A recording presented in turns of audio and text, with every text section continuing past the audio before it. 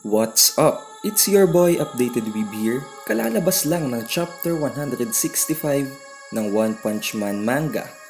At iisa lang ang masasabi ko sa chapter na ito. Ito ay isang masterpiece. Napakaganda ng naging laban sa gitna ni Saitama at ni Garo. At hindi din natin maikakaila na napakaganda ng progression ng mga events sa chapter na ito. Napakaraming unexpected na outcome at power-ups na nangyari kay Garo ngayon. Matapos niyang maging awakened dahil sa kapangyarihan na ibinigay sa kanya ng God. Dumating na tayo sa point ngayon na meron ng nilalang na kayang tumapat kay Saitama. Na nag-push kay Saitama sa napakalayong extent na wala pang ibang nilalang ang nakakagawa. Maging si Boros. At para sa mga nagtatalo kung sino nga ba ang mas malakas, si Boros o si Garo? Iisa lang ang sagot natin dyan. Si Garo ay mas napakalakas na ngayon kay Boros. At kung hindi kayo kumbinsido, ay panoodin nyo ang video na ito upang maintindihan nyo kung bakit nag-reach tayo sa ganitong konklusyon. Dumating din sa punto na mistulang parang tinalo na ni Garo si Saitama. Kaya wag na nating patagalin at talakayin na natin ang chapter na ito. Kung babalikan natin ang previous chapter ng Red Ron chapter ng chapter 164, ay makikita natin sa pinakahuling panel nito na pumasok na ng stance ng Water Stream Rock Smashing Fist itong si Awakened Garo na Cosmic Fear mode na.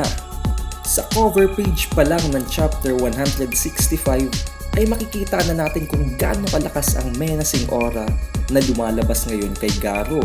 Sa unang bahagi ng chapter na ito ay ipinaliwanag kung paano nagwo-work ang mechanism ng teknik ni Bang na Water Stream Rock Smashing Fist. Ipinahayag dito na ang teknik na ito ni Bang na ginagamit din ni Garo ay isang teknik na kumokopya ng movement ng energy sa raging water current flows at ina-apply ito sa energy na gumagalaw sa loob ng katawan ng user papunta sa kanilang mga kamao na dahilan kung bakit parang napakalakas ng kanilang mga blows dahil yon sa momentum ng kanilang gestures. At dahil nga sa teknik na ito, ay natutunan ni Garo na mag-adapt sa iba pang mga teknik na nakita niya sa kaniyang mga nakalaban. Tulad na lamang ni Watchdog Man at ni Bomb. At dahil nga sa ibinigay na kapangyarihan at knowledge nitong si God kay Garo, ay natutunan na ni Garo kung paano tumatakbo ang mga mechanisms at flow of energy sa universe na nagbibigay sa kanya ng panibagong teknik na All Life Eradication Fist. Hindi na natin maikukumpara ang Water Stream Rock Smashing Fist sa teknik na ito dahil ito ay isang teknik na nagbunga sa pagbibigay ng kaalaman at kapangyarihan ng God kay Garo. Matapos iyon, ay agad na nag-launch ng isang attack itong si Garo na tinawag niyang Nuclear Fission Attack. Nagulat na lamang si Saitama at ang atake niyon ay nagdulot ng isang napakalaking pagsabog na parabang ito ay isang nuclear explosion. Dahil kung hindi nyo pa alam, ang nuclear explosion ay dulot ng nuclear fission na sa paghati ng mga nuclei ay nagre-release ito ng napakadaming amount ng energy na dahilan kung bakit nagkakaroon ng napakalakas na explosion. At kung iisipin nating mabuti, ang mekanismong ito ay ibinigay din ng God kay Garo na kung kaya naman ang mismong atake niya ay nagke-create ng isang nuclear bomb or nuclear explosion. Napakalakas ng pagsabog na naidulot ng ataking ito ni Garo na maging ang mga estruktura at building ay nagmukhang maliliit na laruan lamang. Patapos iyon ay na-detect nga at na-confirmed na ang ataking iyon nga ni Garo ay isang nuclear explosion. Na dahilan nga kung bakit nagpanik ang mga tao dahil inisip nila na meron nga isang nuclear attack na nangyayari. Dahil sa patuloy na pag-ataking ito ni Garo ay nagpatuloy din ang pagdami ng mga pagsabog na ito. Maya-maya lamang ay nakita ni Psychos ang mga pagsabog at napansin niyang kahalintulad ito ng abilidad na ginagamit ni Homeless Emperor na mga divine spears, ngunit ito ay napakalaki dahil kung ikukumpara natin ito kay Homeless Emperor, magmumukha lamang tuldok ang mga atake ng orbs niya.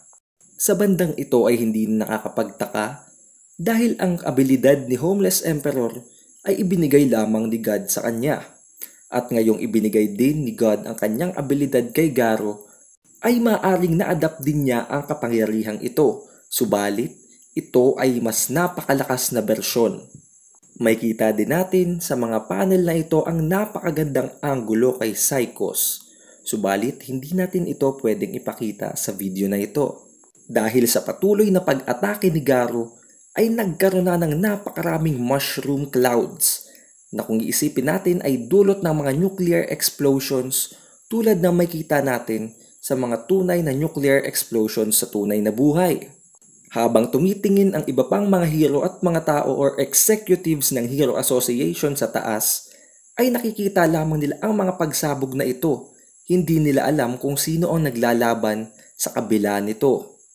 Subalit si Genos, na alam kung ano ang kapasidad at kakayahan ni Saitama, ay alam na si Saitama ay isa sa mga taong nasa kabila ng mga pangyayaring ito.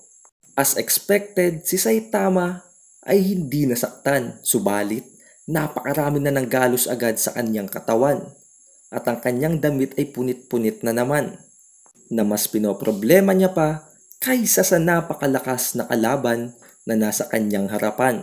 Dito ay nagsimula na namang magsalita ang boses na maituturing nating si God.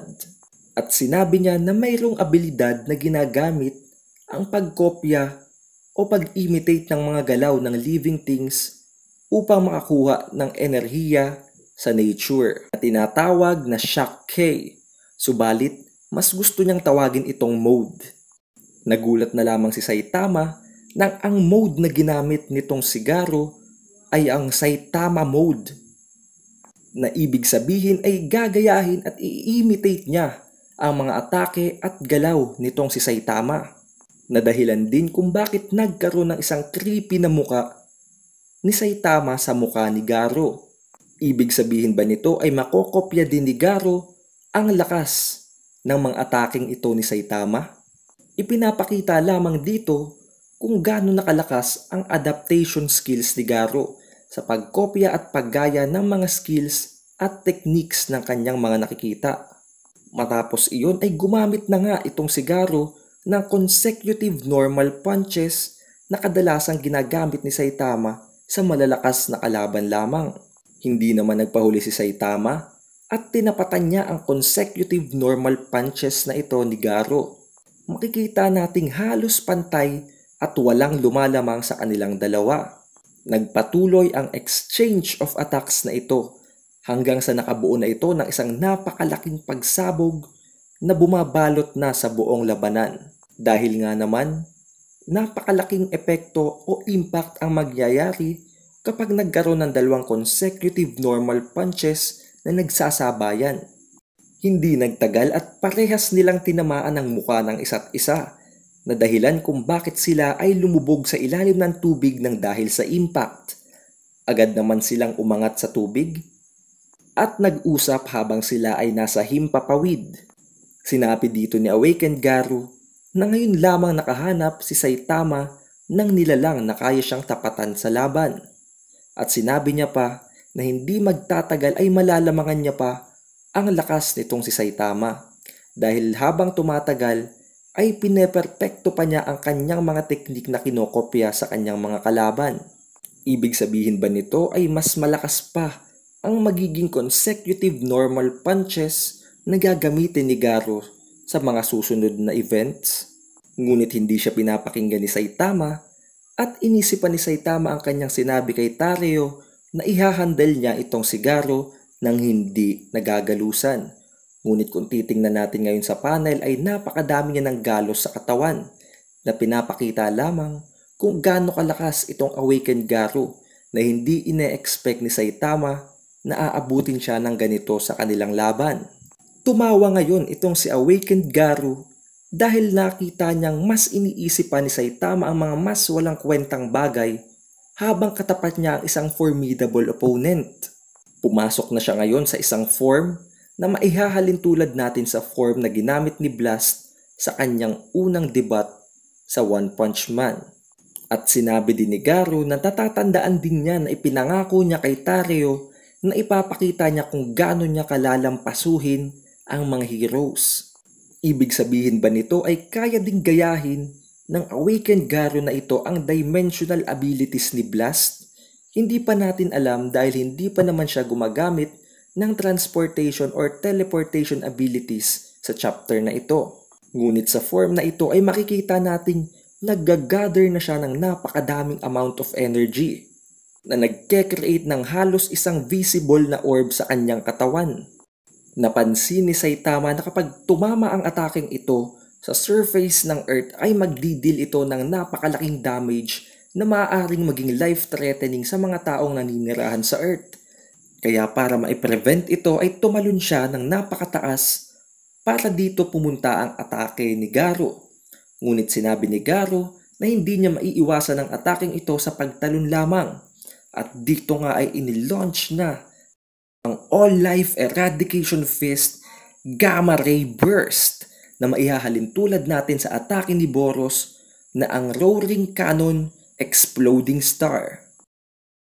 Nagkaroon din ng isang brief explanation kung ano ang Gamma Ray Burst.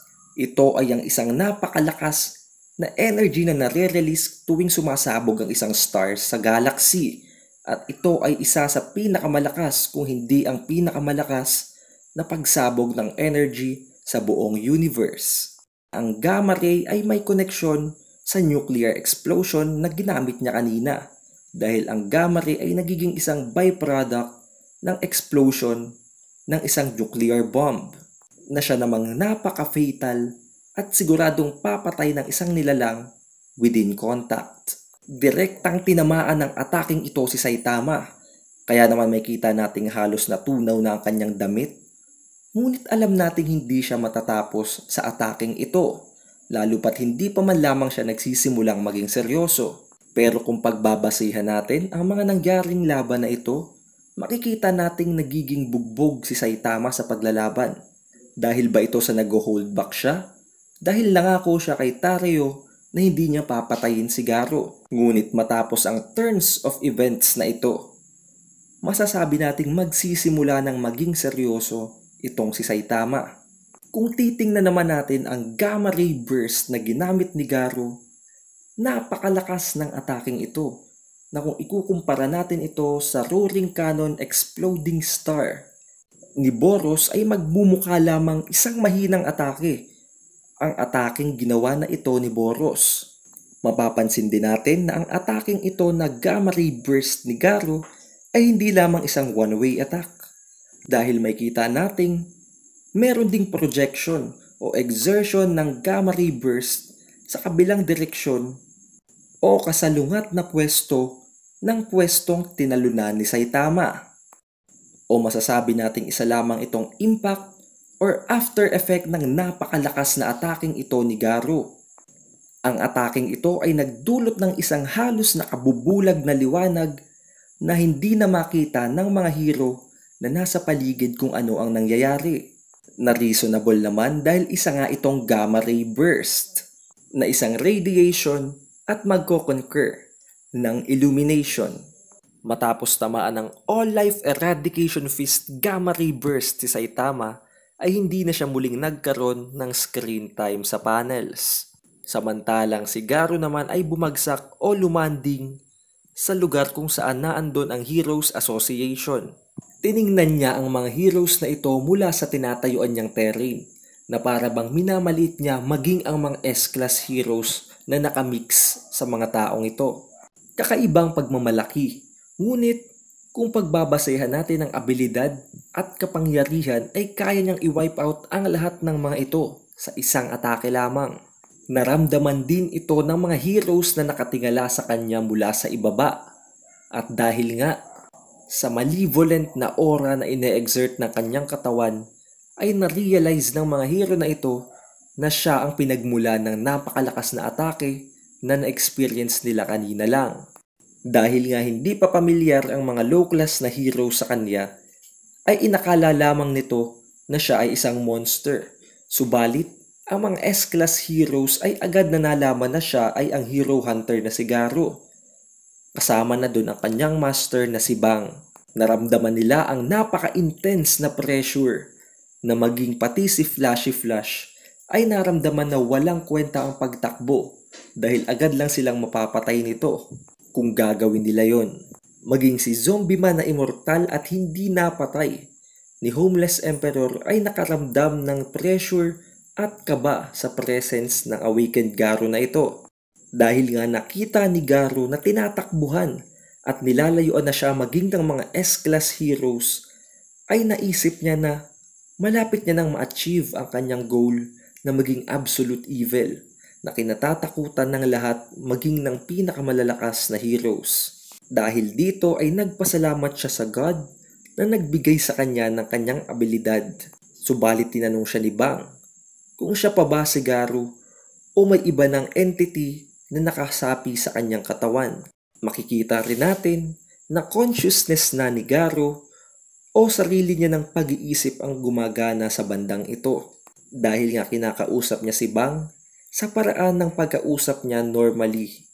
Matapos nito ay nagkaroon ng brief explanation kung paano at bakit nakabalik pa sa consciousness itong si Garo. Ipinakita dito na hindi niya tinanggap ang offer ng nagpapanggap na Bang na si God. Dahil alam niya at isang intellectual din si Garo na alam niyang hindi magpapakababa si Bang ng ganito sa isang tao. Subalit, dahil lumapat ang kanyang kamay, ay maaari pa ring matransfer sa kanya ang ino-offer na kapangyarihan ng nagpapanggap na Bang na ito. Sumagot pa si Garo at sinabing hindi niya basta-basta makokontrol ang kanyang katawan. Subalit, bigla na lamang siya nawala ng malay nang dahil sa pagpasok ng napakadaming amount ng kapangyarihan at kaalaman sa kanyang utak at katawan. Na dahilan nga kung bakit siya ngayon ay isa ng napakalakas na entity. At mistulang nagpakita na ang tunay na kulay o tunay na itsura o anyo ng God ng One Punch Man. Habang paalis ang kanyang presensya, ay pinaalalahanan niya si Garo. Sinabi niyang si Garo ay isa na ngayon sa kanyang mga avatar. Na kung iisipin natin, kasama sa mga avatar na ito si Psychos na buhay pa at si Homeless Emperor na patay na. Sinabi din niya na hindi niya na kailangang sabihin kay Garo kung ano ang gagawin niya sa binigay niyang kapangyarihan.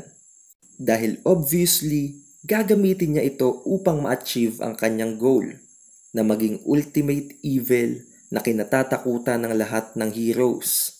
Nagpasalamat si Garo sa kanyang master na si Bang dahil tinuruan siya nito kung paano gamitin ang flow of energy at kung paano ito ipunin para sa isang malakas na atake, tulad nga ng Water Stream Rock Smashing Fist. Dahil ngayon, nakuha niya na kung paano i-adapt ang flow of energy ng lahat ng mekanismo sa buong universe, katulad na nga lamang ng paggamit niya ng nuclear fission at ng gamma ray burst na tinatawag niyang All Life Eradication Fist. At dahil nga nakalabas na siya sa control ng God ng One Punch Man Universe at nakuha niya lamang ang kanyang abilidad at kapangyarihan, ay naisip niyang kayang-kaya nang i-achieve ang kanyang goal. Habang nakukuha din ng One Punch Man God ang kanyang gusto, na talunin si Saitama na pareho nilang gustong mangyari. Dahil nga sapat na at baka nga sobra pa ang abilidad ngayon ni Garo upang gawin ang lahat ng kanyang kagustuhan, ay sinabi niya kay Bang na labas na si Bang sa mga gagawin niyang desisyon sa buhay. Naalala din niya si Tareo at naalala din niya ang sinabi nito sa kanya na siya ay dapat maging hero at hindi isang masamang tao. Kaya naman sa kanyang isip ay nagpaumanhin siya kay Tareo at sinabi niyang, "It's time to conduct evil," na nagpapahiwatig na ipagpapatuloy niya ang pagbugbog sa mga heroes at ang pagiging hero hunter. Papatay ba si Garo? Sa palagay ko ay hindi naman, dahil mula sa umpisa ay wala pang pinapatay itong si Garo maliban sa mga monster. Ang tanging ginagawa niya lamang ay ang pagbugbog sa mga hero upang mawala ang kanilang will na lumaban at para maging kilala siya bilang absolute evil na ngayon nga ay naa-achieve niya na dahil nagsisimula na siyang maging isang symbol of fear maging sa mga S-class heroes. Ano na nga ba ang mangyayari kay Saitama? Gayong hindi na siya nagkaroon ng sumunod na screen time sa panel after niyang tamaan ng gamma ray burst. Ngunit sa iisang bagay lamang tayo nakasisiguro na hindi pa patay si Saitama dahil hindi pa man lamang siya nagsisimulang maging seryoso. Saan na nga ba napunta si Saitama? Maaari bang tumalsik na naman siya sa outer space tulad ng laban nila ni Boros? Ang masasabi lamang natin ay siguradong sa pagbabalik niya ay magiging seryoso na siya. May kita na ba natin kung paano lumaban ng seryoso si Saitama?